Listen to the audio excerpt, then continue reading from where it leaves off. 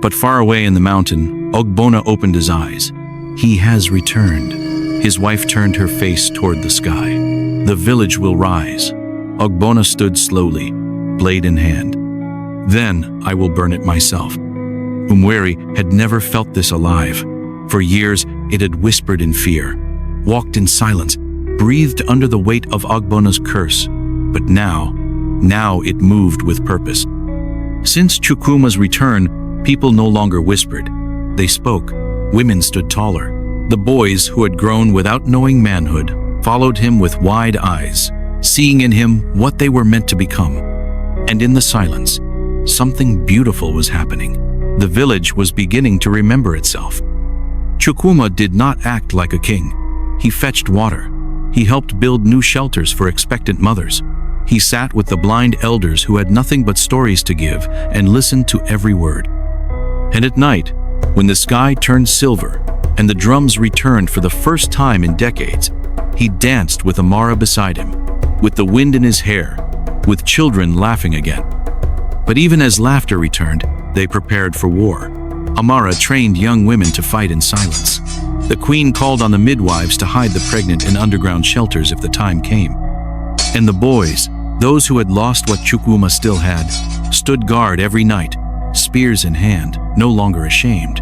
They couldn't bring back what Ogbonna took, but they would protect what had been rebuilt. In a corner of the village, Chukwuma sat with Amara, sharpening sticks into spears.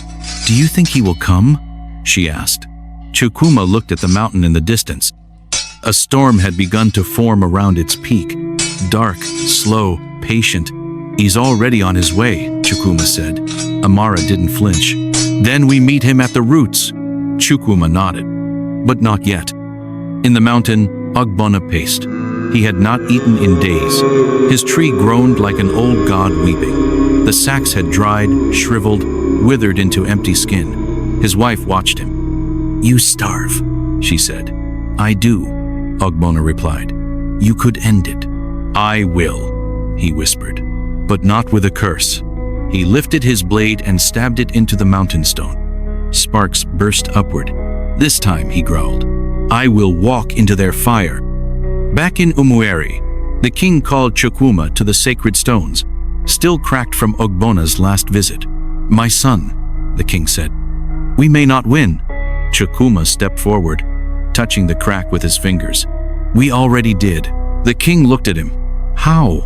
"Because this time," Chukwuma said, "we will not run." The next day, a child was born. A boy, whole, complete. The village held its breath. The midwife raised the child to the sky, and the baby cried, a scream so loud even the trees bowed. In the mountain, Ogbonna stopped moving. His blade hummed in the stone, and the tree cracked. The cry rang through the village like a horn that had slept too long. Women stopped mid-step. Children froze in their games. Even the trees seemed to lean closer, listening. A baby boy, alive, whole, untouched. The midwife, Mama Ngozi, a woman who had once buried 6 sons, stood with tears running down her cheeks. She lifted the child toward the sunlight, and her voice broke as she said, "He has come." In the king's court, the news spread like wildfire. Chukwuma arrived with Amara at his side. The queen stood with hands over her mouth, her eyes wet, and the king fell to his knees. A guard tried to lift him. "No," the king whispered. "Let me kneel. I must kneel for this." He looked to Chukwuma. "This is your echo." The child was named Obi, he who carries the throne. When Chukwuma held him, the boy stopped crying. He stared at Chukwuma, eyes wide and knowing, and on his tiny palm, a mark, faint, shaped like a horn. Amara saw it first. Her breath caught. "Chukwuma." Chukwuma turned the child's hand gently. There it was, burned into the skin, not from pain, but from birth. The shape of Ogbonna's curse, the shape of his end. Far above, Ogbonna gasped. His hand flew to his chest as the earth shifted beneath him. His tree let out a long, cracked breath, and then one of the roots snapped. Ogbonna fell to one knee. His wife turned slowly. "The child," she said softly. "He is born." Ogbonna's voice shook.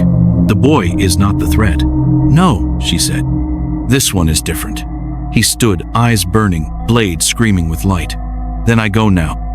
In Umweri, Chukuma placed the child in a woven basket under the sacred tree, the same tree that had once burned blue.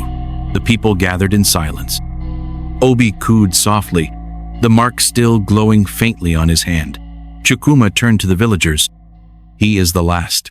If Ogbona takes him, our line breaks again. If we protect him, Umweri lives forever. He looked to the mountain. I will no longer let him hunt us. Amara stepped forward. You're not going alone. Chukuma touched her arm gently. You must stay.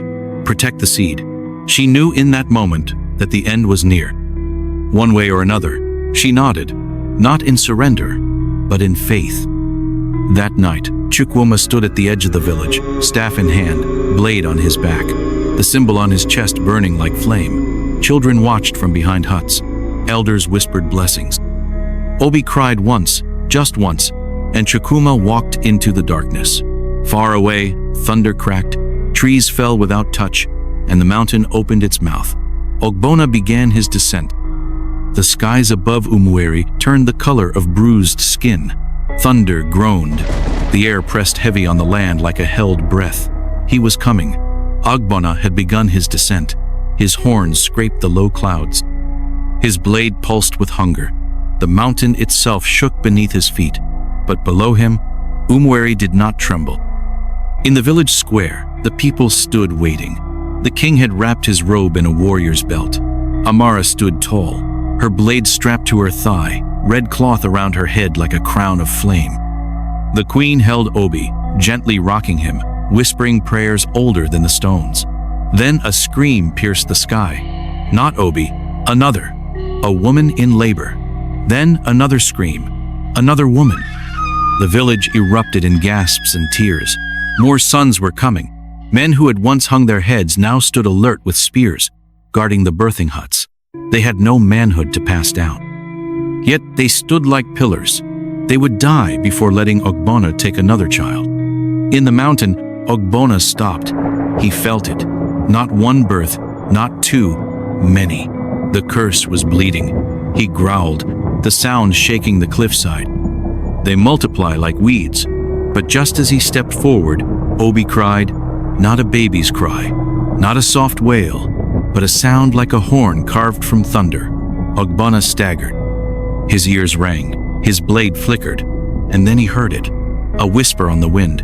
Where is the boy who brought the new seed? Ogbona turned. The energy of Umweri was not below, it was behind him. Far across the cliffs, in a path no map had marked, an old voice guided Chukuma's feet. The wise woman, Mamangozi, had met him at dawn. Her eyes were clouded by age, but her spirit saw clear. The tree waits, she said, but it does not fear you. Chukuma walked with her blessing in his bones, Obi's cry burning in his chest like fire. He walked alone, but not alone. In the wind, his mother's voice. He had never met her, but today he felt her. In the silence, his father's love, Kalechi, from the cave, stood with his bow, guarding the last of the mountain mothers. My son, he whispered to the wind, go be the blade I could not be. Chukuma arrived. The tree of remembrance stood before him, rotten, swollen, terrifying. Its branches sagged under the weight of dried sacks. Its bark was cracked and black. The air reeked of sorrow, but Chukuma did not flinch. He pulled from his satchel a blade carved by his father and blessed by Mamangozi. He stepped forward. He struck once, twice, a third time. The tree screamed, not wood, not wind. It screamed in Ogbona's voice. Back in Umweri, Ogbona fell to his knees. The people watched him appear on the mountain ridge, stumbling, holding his chest. At the tree, he roared. The queen lifted Obi high into the air, and the baby screamed again. Ogbona dropped his blade. Chukuma found the core of the tree, a glowing knot of roots shaped like a heart beating slow. He placed his hand upon it. Enough, he whispered. He drove the blade deep. Lightning cracked across the mountain. A storm broke above. The sacks fell, dozens of them, spilling across the roots like rotten fruit. In Umueri, men felt their bodies burn. They ran to the center square where a great woven cloth had been laid. The sacks began to arrive, rolling, floating, crawling through the earth like summoned spirits. Each man was drawn to one. Some reached out and felt it click, a perfect match. Warmth surged through them, others touched one, and it turned to dust. Tears fell, but not from shame, from truth. Ogbonna stood weakened, his eyes empty, his horns cracked. He raised his hand one last time, but the mountain crumbled behind him. Chukwuma stood on the peak, arms out, wind roaring around him. I am the sun you could not take. Ogbonna let out one final scream and turned to ash. In Umueri, men sang, women danced, and Obi laughed.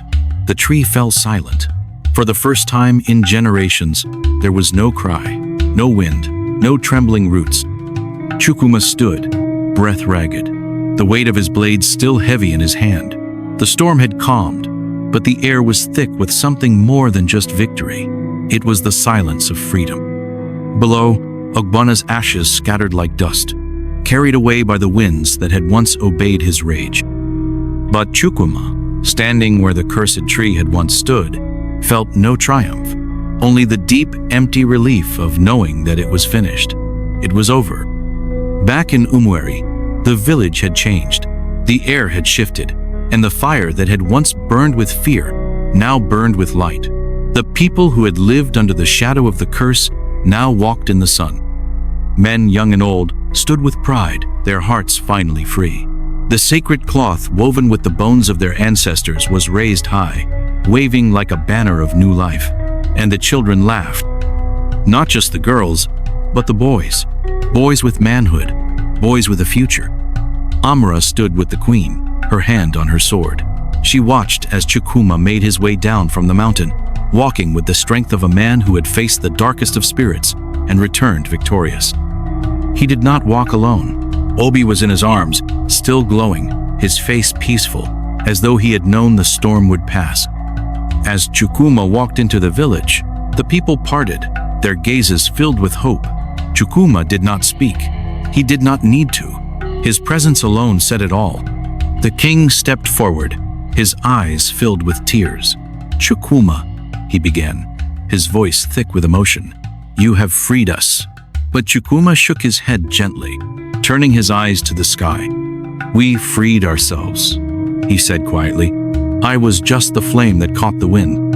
The queen took Chukwuma's hand, and in her voice, there was more than gratitude. It's over, she whispered. Not yet, Chukwuma replied, but we are reborn. Later that evening, the village gathered around the fire.